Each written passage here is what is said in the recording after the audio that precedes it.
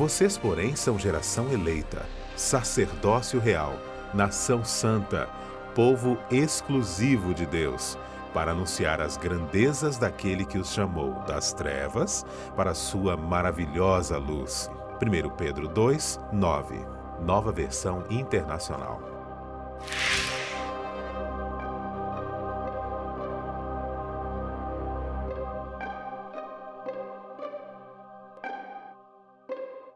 Olá, amigos da Novo Tempo, vocês são muito bem-vindos porque está começando o programa Lições da Bíblia, este programa que procura abrir a Palavra de Deus, sempre em cada temporada, com um assunto específico, para que a gente possa ter um crescimento espiritual, possamos nos aproximar da verdade de Deus, da vontade de Deus e dessa maneira moldarmos nossa vida nos planos dele também.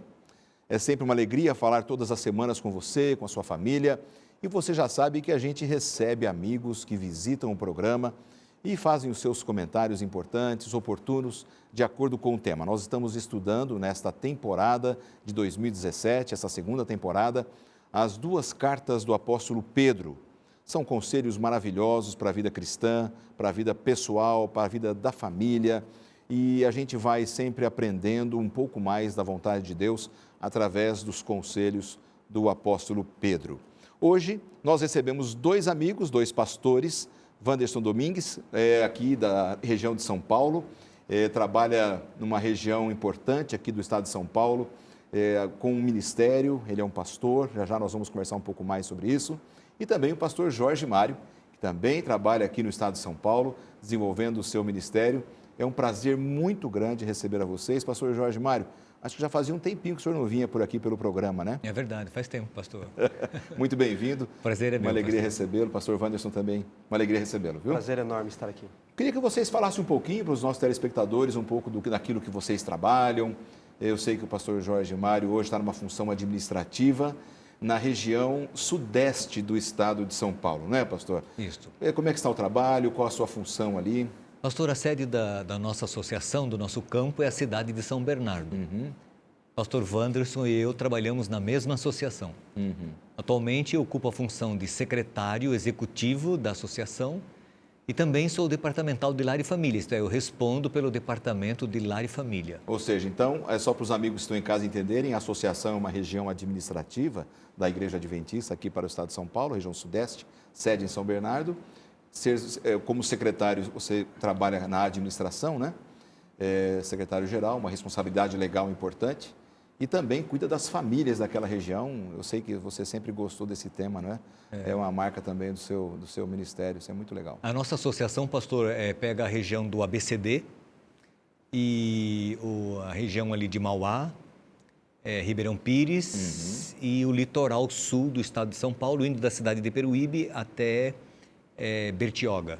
Esta é a região que nós atendemos as igrejas e os irmãos e as comunidades desta geografia. Que maravilha.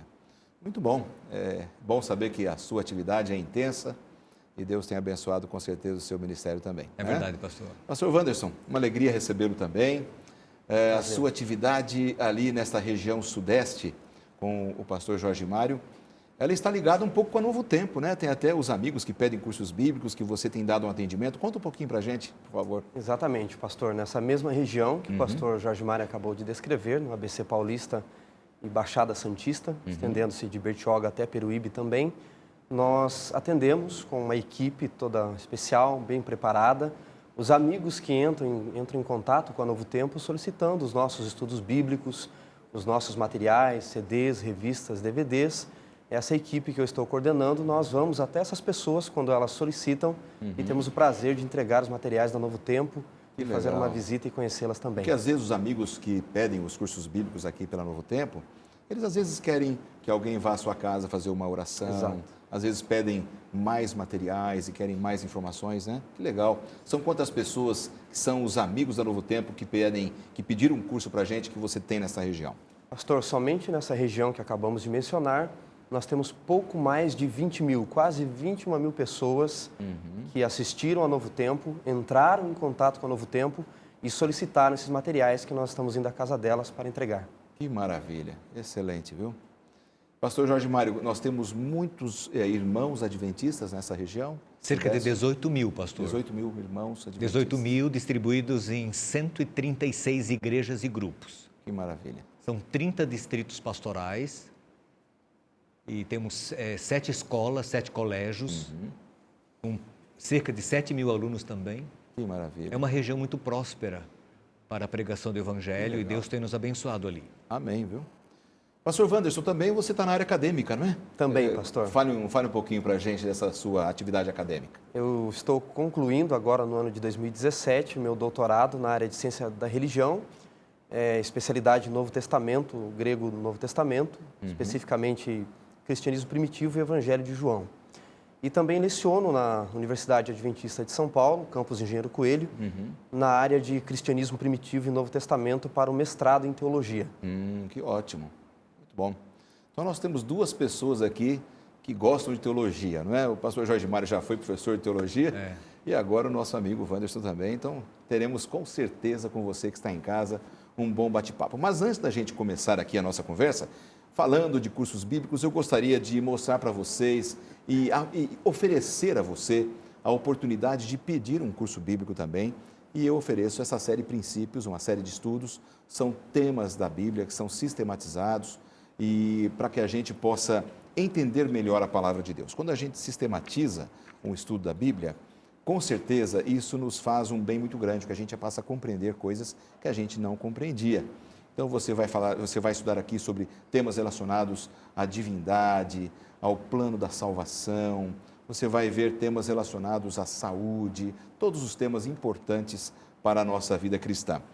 Isso é de graça para você. Basta você ligar agora para o 0 Operadora 12 21 27 31 21, o telefone que está aparecendo em sua tela. Você vai ser atendido e vai poder solicitar. Se você preferir online, entre aí no blog do programa Lições da Bíblia, novotempo.com/lições da Bíblia, e clique no banner que tem aqui esse curso bíblico e você vai fazer um rápido cadastro e vai receber em sua casa gratuitamente, sem nenhuma despesa financeira para você. Tá certo? Vamos começar então o nosso estudo? E eu convido a você que está em casa, juntamente com a gente, para assistirmos agora a palavra do autor, o pastor Robert, que escreveu o material de estudos que nós estamos estudando nessa temporada. Vamos ouvir. Eu gostaria de ler para vocês 1 Pedro 2, verso 9. Vocês, porém, são geração eleita, sacerdócio real, nação santa, povo exclusivo de Deus, para anunciar as grandezas daquele que o chamou das trevas para a sua maravilhosa luz. Note as expressões geração eleita, nação santa, povo exclusivo de Deus. Essas são formas que Deus usou para falar de seu povo especial, os judeus, na Bíblia hebraica. Alguns desses termos especiais são usados hoje para falar sobre os cristãos. Eles têm o dever de representar Deus no mundo. E então Pedro diz algo significativo. Ele diz que fomos chamados das trevas para a luz. No mundo antigo, existia luz, mas era como velas, e não tão boas quanto as velas modernas, mas lamparinas. Então, quando vinha a escuridão, você podia contar com a lua quando estava presente, com luzes dos faróis, e a escuridão era intensa. Claro que haviam estrelas em uma noite mais clara, mas o mover da escuridão para a completa luz do dia é uma experiência incrível e muito tocante. E assim é como Pedro descreve a mudança de um ser não cristão para se tornar um cristão. Pois os cristãos têm esperança. Os cristãos têm um futuro, podem olhar adiante para o fato de que compartilharão da ressurreição como Jesus ressuscitou. Então, Pedro faz um resumo ao dizer: é como se vocês estivessem na escuridão e agora estão na luz. Que bom ouvirmos aí o autor do nosso manual de estudos, e eu tenho certeza que você está aprendendo muito com ele. Nós também estamos aprendendo ao estudarmos o nosso manual toda semana.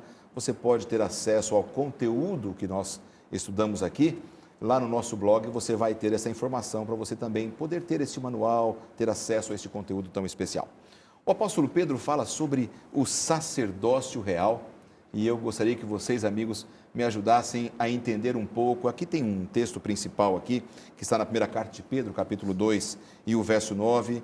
Vocês, porém, são geração eleita, sacerdócio real, nação santa, povo exclusivo de Deus, para anunciar as grandezas daquele que os chamou das trevas para a sua maravilhosa luz. Pastor Jorge Mário, como é que a gente pode entender melhor este verso principal do tema desta semana? O apóstolo Pedro, pastor, estava escrevendo para os cristãos gentios, cristãos que eram gentios e haviam se convertido ao cristianismo. E na minha percepção, ele estava tentando mostrar a eles a dignidade que agora tinham em Cristo Jesus, fazendo com que eles percebessem que não eram qualquer tipo de gente ou pessoa, mas uma nação santa, um povo escolhido, uma propriedade, eles eram sacerdócio real. Portanto, não eram mais qualquer mas uma elite na pessoa de Jesus Cristo por tê-lo aceito como Salvador. Esta é a minha percepção daquilo que Pedro quer transmitir a eles. Maravilha. A sua percepção também sobre esse texto, pastor Wanderson? Pastor, pegando um finalzinho da fala do pastor Jorge Mário, é em Cristo que Pedro quer lembrar que os seus leitores são raça eleita. A expressão eleita, ekletos, que Pedro usa aqui, ela traz uma conotação no português, uma tradução mais ao pé da letra, de convidados que não estão com a roupa apropriada. Você é convidado, mas você não tem a roupa para entrar naquela festa. E essa justiça... Esse era um costume da época também, né? Exato. As pessoas eram convidadas para um banquete, uma festa, elas tinham que estar vestidas apropriadamente. Até hoje, alguns tipos de festas são assim também, né? Festas de casamento, rituais, haviam roupas. Existem alguns livros do terceiro século que mostram religiosos que não concordavam com a religião pagã de alguma cidade e, para contrariar, eles iam com uma roupa de cor diferente, todos já notavam.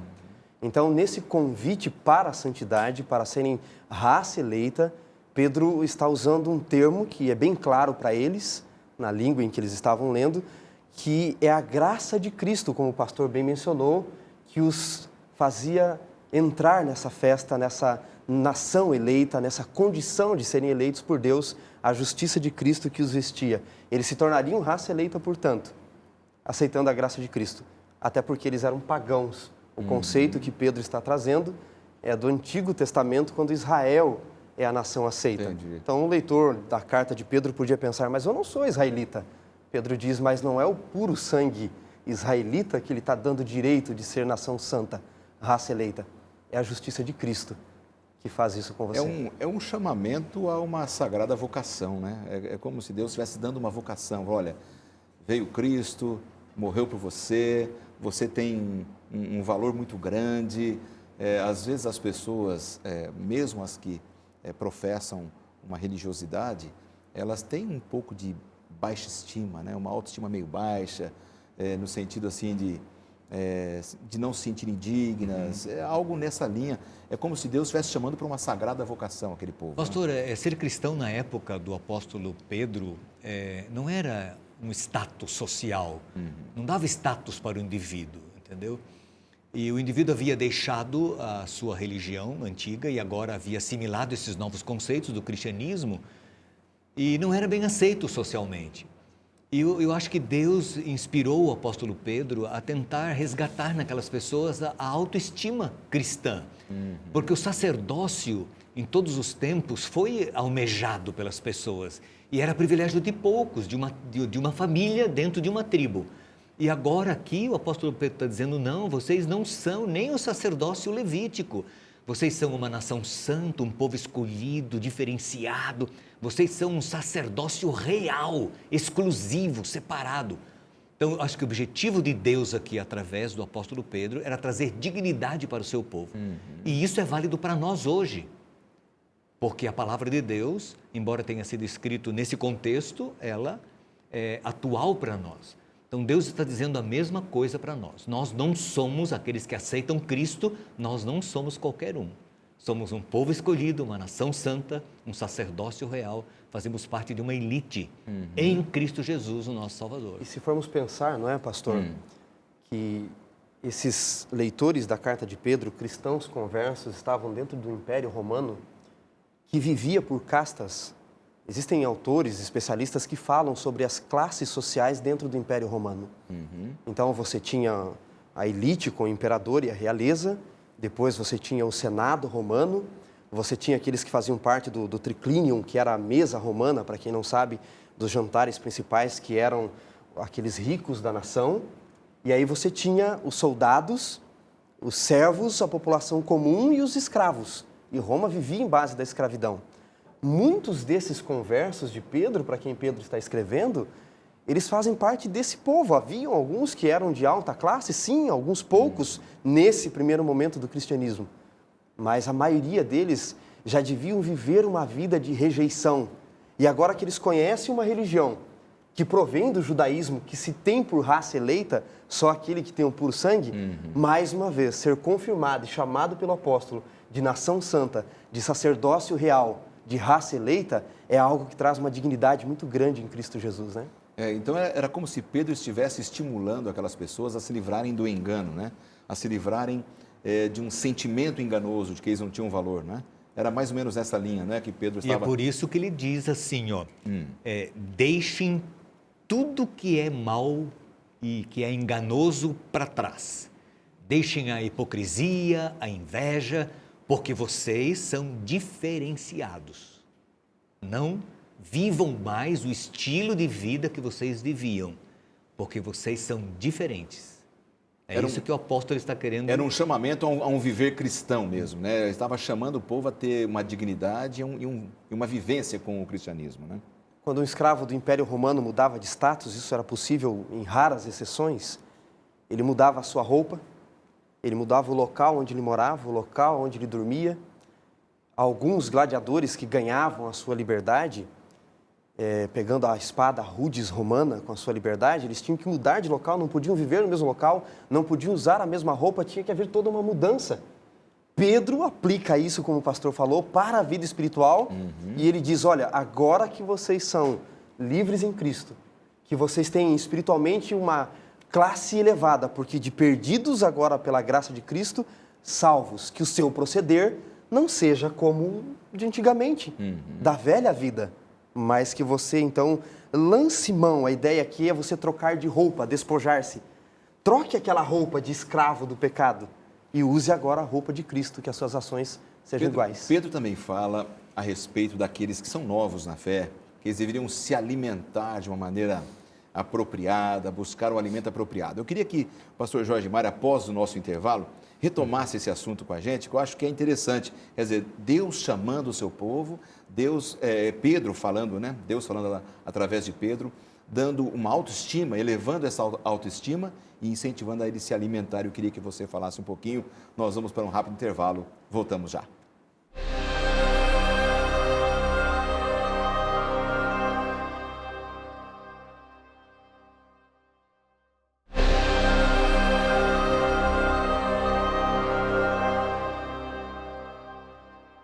De volta com o programa Lições da Bíblia, recebendo os pastores Jorge Mário e Wanderson Domingues. Estamos conversando sobre aqui a carta de Pedro, os conselhos de Pedro para o povo de Israel. Vimos aqui no bloco anterior como Deus, através de Pedro, estava mexendo com a autoestima do povo de Israel, os novos conversos para o cristianismo. Quando Pedro faz uma exortação para eles terem um viver digno e se livrarem do engano, daquele peso de que eles não tinham valor nenhum. Mas Pedro também usa uma segunda figura de linguagem interessante, que é a do bebê que mama, que busca o alimento, que precisa do alimento para crescer. Pastor Jorge Mário, queria que você comentasse um pouco sobre essa figura de linguagem. Pedro os desafia a abandonar algumas coisas e a buscarem outra para ser colocada no lugar. E ele usa a analogia de uma criança ávida por leite. Então, assim como uma criança deseja ser alimentada e busca leite para o seu crescimento, Deus está dizendo ao seu povo, a nação eleita, chamada ao sacerdócio real, para que, abandonando o estilo de vida antiga, possam incorporar um novo estilo de vida. Isto é, buscando o alimento espiritual, na palavra, no relacionamento com Deus, para que consigam viver o que Deus sonha. E realmente, sem um alimento apropriado, não há desenvolvimento, não é possível, né? E aí já era um apelo desde aquela época para a comunhão, né, pastor Wanderson? Comunhão diária com Deus, que eles deveriam buscar aquele alimento em Cristo, o crescimento, não apenas pelo alimento espiritual, mas pela forma de viver, a forma de se portarem também, né? E o curioso é que naquela época, os cristãos não tinham tanto acesso à Bíblia como nós temos hoje. E já era pedido que eles tivessem comunhão com Deus. E aí, o nosso amigo que nos assiste agora pode perguntar, então não necessitavam eles se alimentar da palavra? Que tipo de leite, de substância é essa que podia nutri-los se eles não tinham acesso à Bíblia, se eles estavam dispersos pelo Império Romano? Eles aprendiam dos seus líderes, em diversas sinagogas se tinha alguns pedaços da Bíblia de fato, mas eles tinham a Bíblia principalmente internamente. Porque hoje nós temos a Bíblia nas mãos, temos o manual de estudo em nossas mãos, temos outros livros. Ou seja, mas na época, no começo do cristianismo, não tinha nada, né? A nossa responsabilidade é maior ainda. Claro. Porque eles que não tinham já buscavam, e nós que temos tudo à nossa disposição. É como compararmos alguns que não têm tanto acesso ao alimento, quanto aqueles que moram em países que têm bem mais acesso ao alimento, não é? A responsabilidade de se alimentar até adequadamente. Mas Pedro faz esse apelo. Olha, vocês que têm o contato com a palavra, vocês que ouvem da palavra, vocês que memorizam, vocês que internalizam e vocês que usam tudo isso para terem comunhão, que isso se torne em prática na vida de vocês. Busquem esse ávido leite para que vocês tenham, de fato, uma vida espiritual saudável. É porque, pastor, uma vez salvo não significa salvo para sempre, né? Jesus falou que aqueles que perseverarem até o fim, isto é, aqueles que perseverarem no caminho, que não desistirem do relacionamento com Cristo, é que serão salvos. Paulo fala do enxerto, né? Paulo diz que os gentios foram enxertados na oliveira verdadeira, né? E se os galhos verdadeiros foram podados, e Paulo diz, quanto mais vocês que foram enxertados. Então, não é porque foram escolhidos como nação santa, sacerdócio real, que você tem garantia da sua salvação, a não ser permanecendo em Cristo. Então, busquem com avidez, abandonem um estilo de vida antigo, isto é válido para nós hoje, e busquem um alimento espiritual para que possamos, vamos aplicá-lo agora a nós, permanecer na graça de Cristo e naquilo que Deus sonha para conosco. Agora, no momento em que Pedro faz esses apelos todos ao povo cristão daquela época, e essa mensagem é para nós, é para mim, é para você que está em casa também nos acompanhando, é a nossa responsabilidade como cristãos hoje também, já que essa mensagem é para a gente também, Pedro usa uma nova figura interessante. Ele fala sobre a pedra viva. Esta pedra viva especial, a pedra angular que é Cristo, e ele faz uma comparação com os cristãos também com relação a essa pedra viva.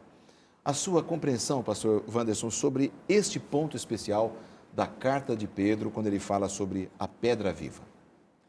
Desde os tempos do Antigo Testamento, Jesus, ou o próprio Jeová, né, do Antigo Testamento, que entendemos por João e outros escritos do Novo Testamento, era Jesus, já era comparado à rocha eterna de Davi, a rocha que o sustenta. Então já é uma linguagem antiga que vem sendo carregada do Antigo Testamento. E por que pedra? Por que rocha viva? Por que pedra viva? Não é a palavra pedra, rocha, elas se assemelham no grego, não é? Petros ou litos. De onde vem essa ideia e o que ela quer nos passar? Na mentalidade hebraica, o mundo havia sido criado por Deus, muitos rabinos assim pregavam, foi criado todo o planeta a partir de uma única rocha. Era o que dava sustento a tudo, era assim que eles explicavam. E essa rocha específica ficava em Jerusalém, no Monte Sião. Daí eles brigarem por aquele pedaço de terra o tempo todo, não é? Eles precisavam estar perto, sustentados, firmados nessa rocha de onde tudo se construiu, de onde tudo se fez. Quando nós lembramos do ministério de Cristo, em Mateus 16, lá em Cesareia de Filipe, Jesus fez uma pergunta para os discípulos sobre quem ele era e Pedro havia declarado que ele era o Cristo, Filho do Deus vivo. E Jesus responde, a partir do verso 14, dizendo assim, bem-aventurado és tu, Simão, filho de João, Barjonas, ou filho de Jonas. Eu também te digo, tu és Pedro e sobre esta pedra eu edificarei a minha igreja. Alguns interpretaram erroneamente dizendo que a pedra era Pedro, pela questão do nome, Petros. Mas Jesus estava se referindo à convicção de quem ele era. O Cristo, o Messias, o Filho do Deus vivo, aquele que podia dar salvação. Pois bem, Pedro, que entende esse conceito, deixa claro que ele não é a pedra, quem é a pedra e qual é a função dessa pedra na nossa salvação. Eu posso ler aqui, pastor? Sim, claro, por Ele favor. diz assim, no capítulo 2 da primeira carta de Pedro, verso 4, chegando-vos para ele a pedra que vive, rejeitada assim pelos homens, mas para com Deus eleita e preciosa. Também vós mesmos, como pedras que vivem, sois edificados casa espiritual para sacerdócio santo, a fim de oferecer de sacrifícios espirituais agradáveis a Deus por intermédio de Cristo Jesus. Então ele nos diz o seguinte: essa pedra angular, o sustento não só da casa, mas de onde se fundamenta toda a criação e toda a redenção. Vocês só vão conseguir ter esse ardente desejo pelo leite espiritual, pela verdadeira espiritualidade, mudar o seu proceder, não em vós, mas se vocês forem sustentados por Cristo, a rocha eterna. E aí vem aquela comparação também, se a gente pode fazer essa comparação, de que nós também temos que construir a nossa vida sobre essa rocha como cristãos, e somos como que tijolinhos nessa grande construção do cristianismo, ajudando a construir o reino de Deus. Poderíamos usar essa expressão, pastor Jorge Pedro Mário? usa aqui, ele coloca Cristo como sendo a pedra angular, a pedra que foi rejeitada, mas a pedra principal, e ele diz que nós somos pedras vivas, construídas em cima desta base sólida, dessa rocha que é Cristo. E ali nós nos edificamos em Cristo. O edifício, a igreja é construída em Cristo, na construção e na edificação de cada um de seus membros, quando conectados uns aos outros e todos ligados a Cristo. Claro, esse edifício que o pastor Jorge Mário está falando é o edifício da nossa vida cristã, não um prédio da igreja especificamente, é a nossa vida, a nossa experiência, não é, pastor Jorge? Eu acho que a experiência é individual e coletiva. Como crentes em Cristo Jesus, né?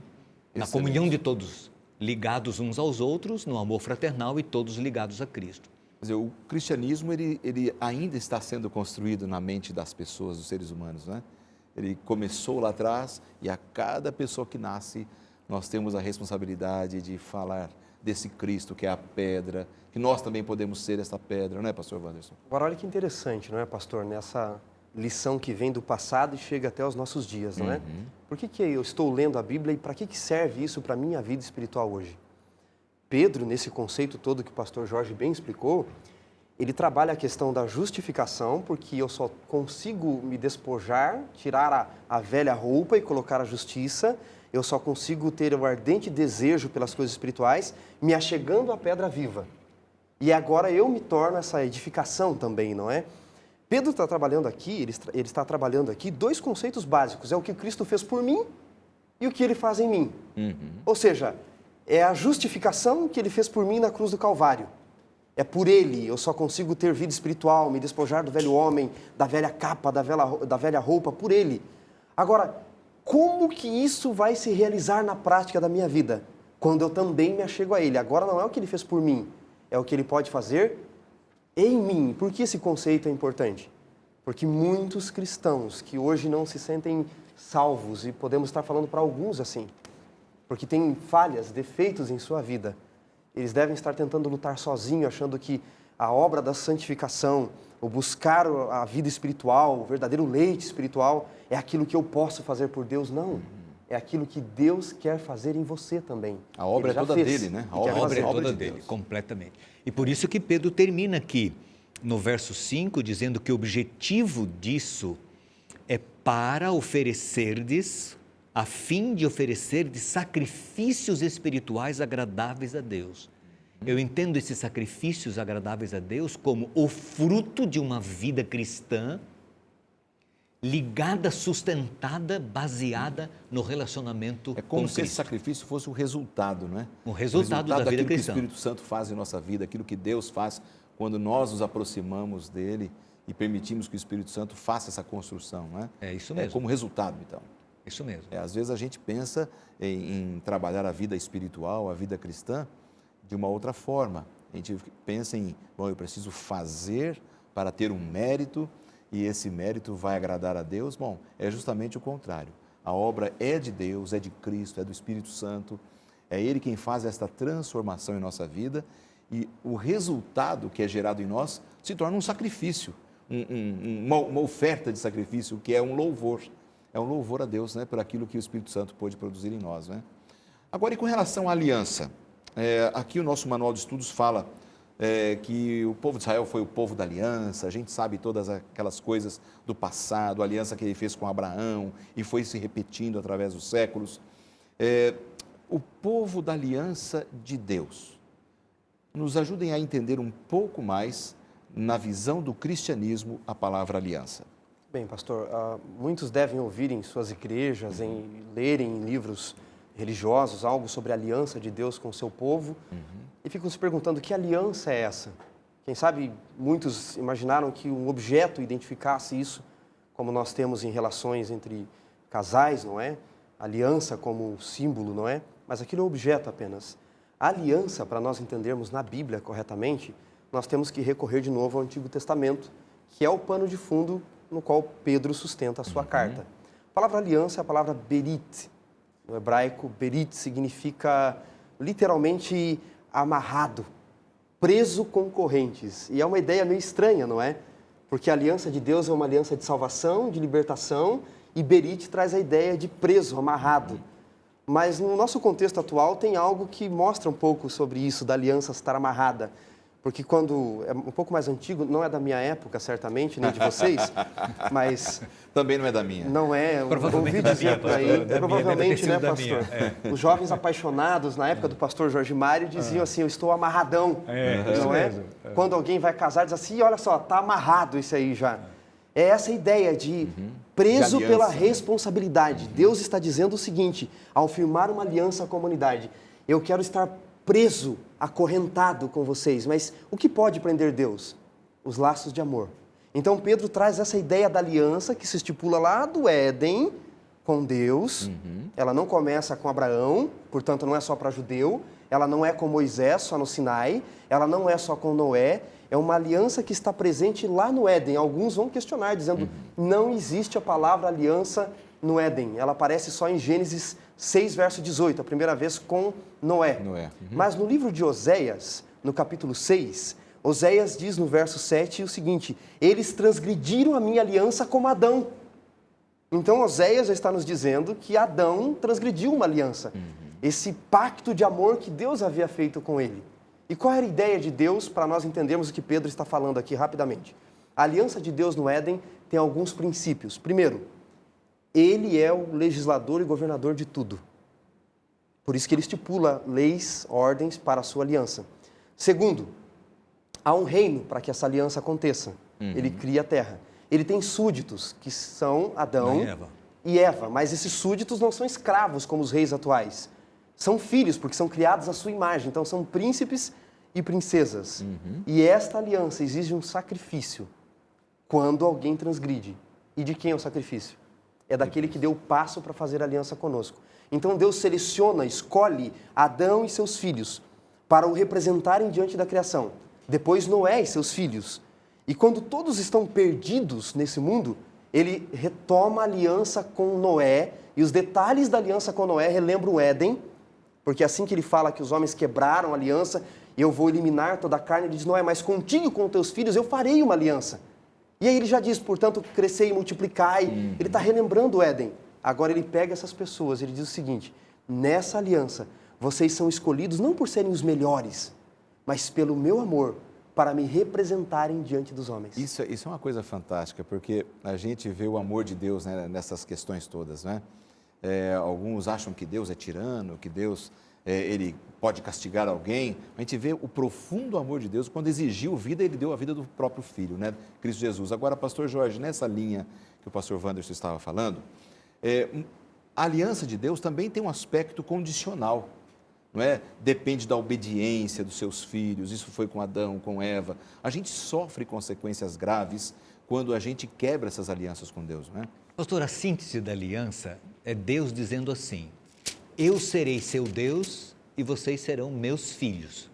Esta é a síntese da aliança, né? A suma. Então veja, o que Pedro está falando?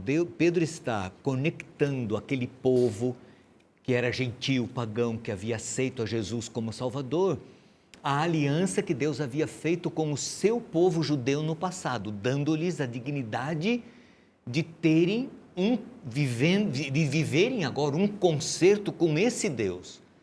Então, vocês são meus filhos, vocês são filhos do Senhor. Vocês pertencem ao Senhor. Logo, vocês têm um compromisso. Então, assim como Deus assumiu um compromisso conosco, vamos fazer a aplicação, né? De ser o nosso Deus, de nos cuidar, de nos proteger, de nos redimir, eu tenho que assumir um compromisso com Ele e tenho o meu papel a cumprir. E o meu papel a cumprir, na minha visão, não é nada mais, nada menos do que eu vou permanecer perto dEle. Eu vou buscá-lo, eu vou manter comunhão com Ele, porque dele virá a força ou o poder. Eu vou ficar com Ele e Ele vai me conduzir. Perfeito. É isso que a palavra de Deus está querendo dizer. Maravilha. A gente vai para um intervalo, a gente retoma esse assunto já, porque isso é fantástico. A gente vê aqui o amor de Deus em todas as coisas, especialmente neste trecho da carta do apóstolo Pedro. Então não saia daí, porque nós voltamos em 2 minutos.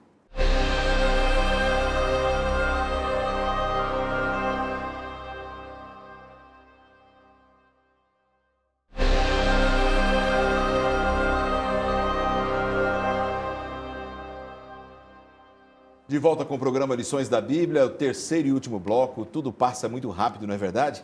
Nós já estamos chegando à parte final do estudo dessa semana aqui no programa Lições da Bíblia com os nossos amigos, os pastores Jorge Mário de Oliveira e Wanderson Domingues, amigos que nos visitam e estamos juntos crescendo no conhecimento da palavra de Deus. Estamos falando sobre a questão da aliança, a importância dela, da contrapartida humana, da obediência, não para a salvação, mas de permanecer ao lado de Deus, confiar. Quando você falou da questão da aliança, de sentir-se amarrado, preso, isso envolve amor, né? Porque quando você pega os seus filhinhos no colo, você abraça, você os aperta, eles têm aquele senso de pertencimento, aquele senso de cuidado, né, do pai terreno, né? Mas o Pai do céu também nos abraça, nos ampara, e isso tem a ver com essa compreensão também de toda essa questão da aliança, o amor de Deus, né? Que nos ampara, que nos abraça, não é, pastor? Exatamente, pastor. Alguém pode perguntar assim, não é? Mas a noção de eleição, raça eleita, povo exclusivo, com todo esse amor que Deus demonstra por quem Ele escolhe, não pode demonstrar uma exclusão daqueles que Ele não escolhe? Há uma história antiga, pastor, sobre o povo de Israel. É uma parábola, mas que pode ilustrar um pouco o que eu quero dizer sobre essa exclusividade como povo e essa eleição. Diz que Deus estava procurando um povo na terra para o representar. Então passaram vários povos diante de Deus e Deus ia perguntando, escuta, por que vocês devem ser o meu povo, que eu devo escolher para me representar, é a minha raça eleita?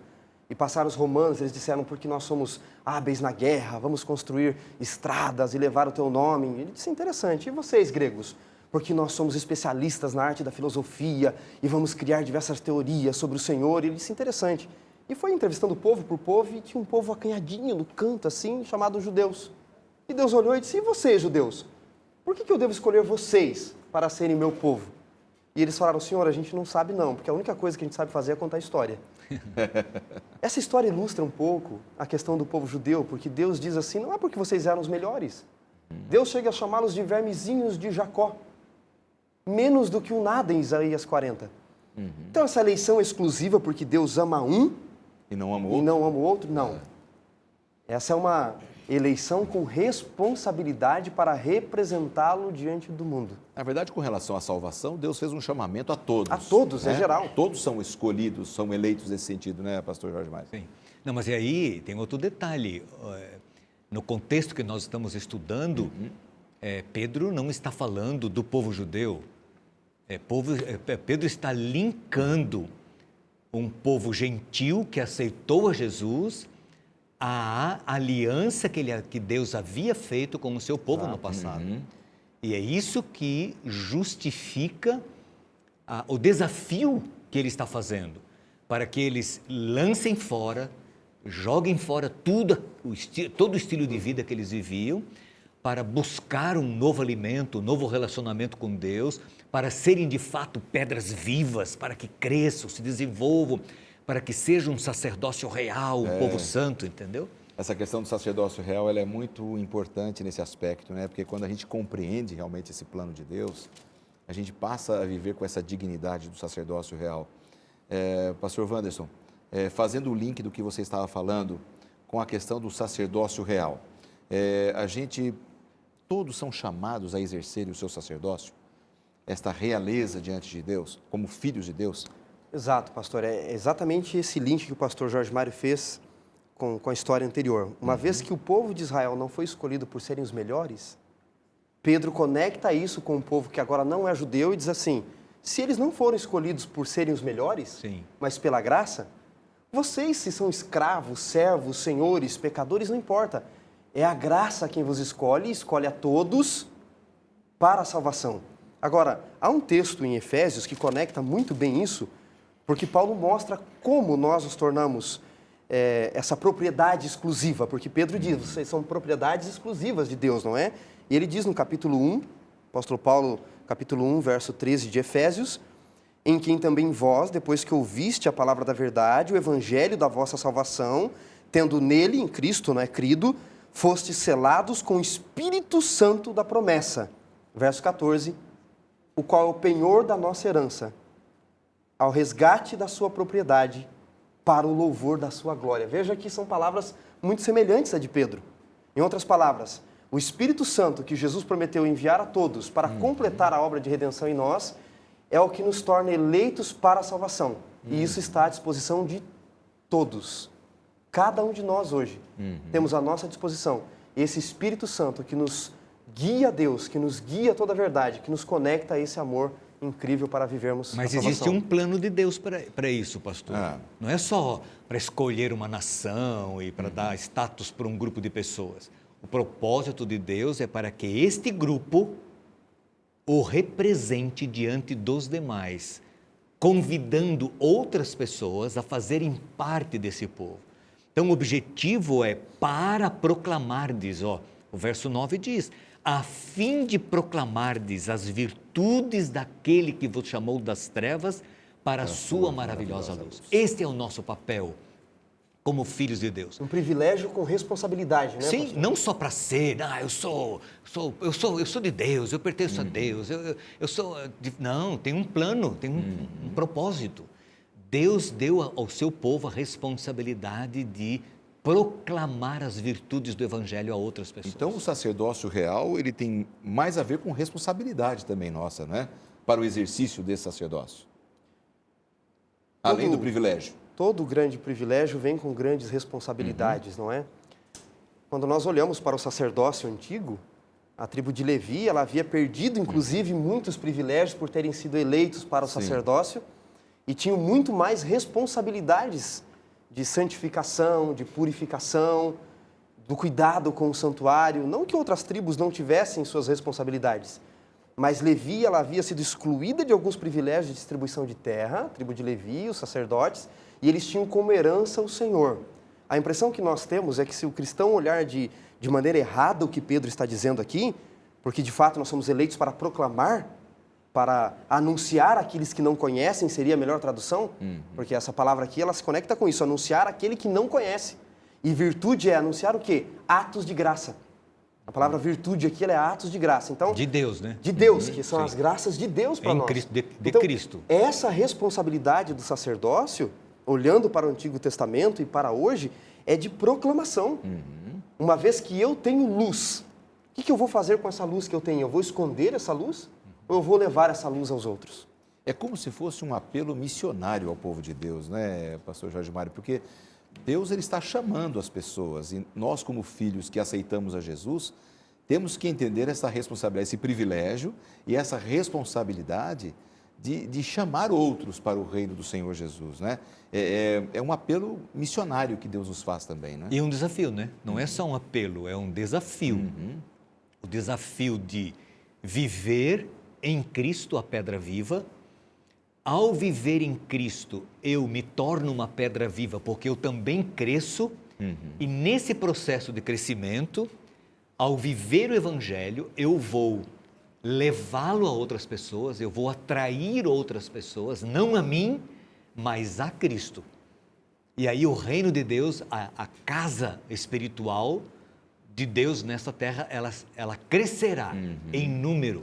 Agora você tocou num ponto muito especial. Eu acho que vocês que acompanham a gente em casa também, de repente, perceberam esse tom que o pastor Jorge Mário deu. Às vezes, neste mundo da fé, da religiosidade, a gente tem visto pessoas chamando a atenção para si. Sim. Eu acho que isso é um grande perigo para a vida espiritual. Porque nós não podemos seguir um líder religioso, nós não estamos, não podemos ir em busca de uma pessoa humana. O chamamento é para buscar as pessoas e não atrair atenção para si. E às vezes alguns cristãos se perdem nessa questão da glória humana. Não é, eu busco a glória humana, o poder humano. Isso às vezes atrapalha a vida espiritual de muita gente, pastor Wanderson. Pastor, esse ano nós comemoramos 500 anos da reforma de Lutero, não é? Por que eu estou dizendo isso? Porque a reforma que começou lá na Idade Média, ela deixou alguns legados para nós, que era uma fé baseada em Cristo, numa crença baseada na Bíblia e um plano da redenção executado pelo Deus grandioso desde a eternidade.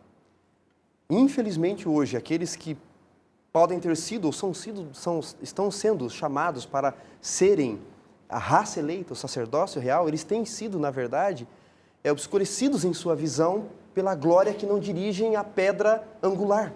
Perceba que o conjunto do texto aqui, Pedro está dirigindo sempre a graça de Deus. Ele diz que é a salvação para se chegar através da pedra viva, verso 4, rejeitada. Depois, no final do versículo 9, ele diz para proclamar as virtudes daquele que vos chamou, nunca para atrair para nós, mas sempre para a pedra viva, para o sacerdote maior, para aquele que nos chamou. E se eu trago glórias para mim, na minha pregação. Louvores para mim Louvores para mim. Mais do que isso, pastor. Se eu busco um evangelho entendendo que essas virtudes que devem ser anunciadas, elas param só nas questões materiais deste mundo, nas bênçãos terrenas deste mundo, se eu acho que a única coisa que Deus pode fazer por mim é aumentar a minha conta bancária, não que Deus não queira e que esteja errado isso, mas é a única coisa que Ele morreu para fazer, ou curar, ou fazer milagres. Como se estivéssemos fazendo uma troca com Deus. Exato, né? uma barganha. Porque mais do que mudar a situação difícil da minha vida, Deus quer me transformar em meio a situações difíceis da vida. E Ele morreu primariamente, não para as coisas passageiras desse mundo, mas para a eternidade. Eu gosto quando C.S. Lewis diz assim, tudo que não é eterno é eternamente inútil. Mas o que Ele garante aqui, quando nos achegamos a Ele, é a eternidade acima de tudo. Isso aí é uma coisa muito complexa. A gente vive num período, né, pastor Jorge Mário, de muita confusão espiritual, onde a gente vê pessoas buscando atrair atenção para si mesmas. Em termos de liderança espiritual, é só dar uma olhada para o mundo, mas pouca atração para Jesus. Tem que ser diferente, tem que ser invertida a situação. Nós focamos em Cristo e o louvamos por aquilo que Ele fez por nós, exercemos um sacerdócio real, chamando outras pessoas para seguirem a Cristo e não a nós mesmos como seres humanos. Porque eu tenho visto histórias de pessoas que seguem seres humanos e elas se decepcionam. Sim. E aí abandonam a fé. De que adianta? Pastor, quando a gente aceita Jesus, Ele transforma a nossa vida, Ele nos dá dignidade e muita coisa muda na vida daquele que aceita verdadeiramente a Jesus. Só que nós corremos o risco de achar que tudo que passamos a viver é resultado do esforço pessoal e não da graça, da comunhão de Cristo. E alguns se perdem nisso aí, esquecendo-se.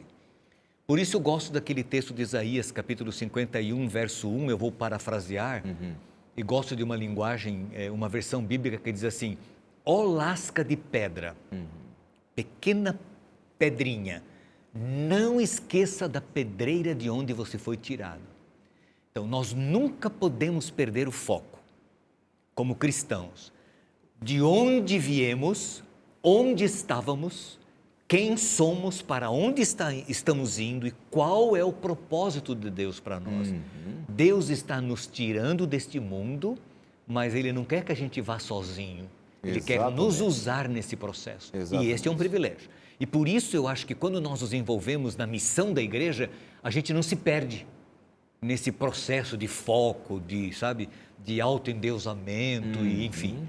O foco acho que é melhor visualizado, percebido quando a gente está envolvido na missão. É isso aí, amigos que estão em casa, temos que fazer isso. O foco tem que estar em Jesus, temos que ter um envolvimento, um comprometimento com a mensagem, com a missão de Deus para a nossa vida, para a sua vida. E eu sei que isso vai fazer a diferença tremendamente na vida de todos nós. A gente praticamente está encerrando aqui o estudo do programa Lições da Bíblia dessa semana. Eu queria dar aqui um tempinho aí para vocês poderem fazer um resumo principal aqui do tema dessa semana, para a gente poder fechar a visão de cada um, o ponto principal que vocês queriam dar o destaque para a gente fechar o programa. Vou começar com o pastor Wanderson. Pastor, eu quero ressaltar o último verso da nossa perícope, dos nossos textos de estudo da semana, que é o verso 10, onde Pedro diz: vós, sim, que antes não erais povo, vocês não eram povo nenhum, vocês viviam só sob o jugo romano, agora vocês são povo de Deus. Que vocês não tinham alcançado misericórdia, mas agora vocês alcançaram misericórdia. Pedro, ele convida os seus leitores a entenderem onde eles estavam, onde eles estão e para onde eles vão. Exatamente o foco que o pastor estava dando agora há pouco, né, pastor Jorge Mário? E aí, C.S. Lewis, ele diz assim, não é, que pode ser uma visão deveras engraçada pensar num ovo voando, não é? Não dá para se voar enquanto você é ovo. Ele diz mais, ou você cresce e cria asas, ou se ficar para sempre um ovo, você apodrecerá. A visão cristã que Pedro está terminando aqui é: lembrem-se de como vocês foram resgatados, o que vocês devem fazer agora e quem vocês são em Cristo Jesus, um povo de verdade. Amém, amém. Pastor Wanderson, muito obrigado pela sua presença e participação no programa de hoje. Pastor Jorge Mário, sua ênfase também para a gente fechar o programa. Pastor, é bom servir a Jesus, é bom permanecer em Cristo, é bom ter um sonho, é bom ter uma visão, e é maravilhoso participar deste processo de salvação e de redenção de pessoas para o reino de Deus. Porque quando fazemos isso, nós operamos a nossa salvação em Cristo e temos a alegria e o prazer de levar outras pessoas a Jesus. Que todos aqueles que nos ouvem nunca percam este foco, este sonho de Deus para a vida de cada um de seus filhos. Extraordinária aí a participação de vocês, meus amigos, muitíssimo obrigado. É sob esse foco que os nossos dois pastores deram aqui no programa de hoje, que a gente quer encerrar aqui todas as palavras que já foram ditas.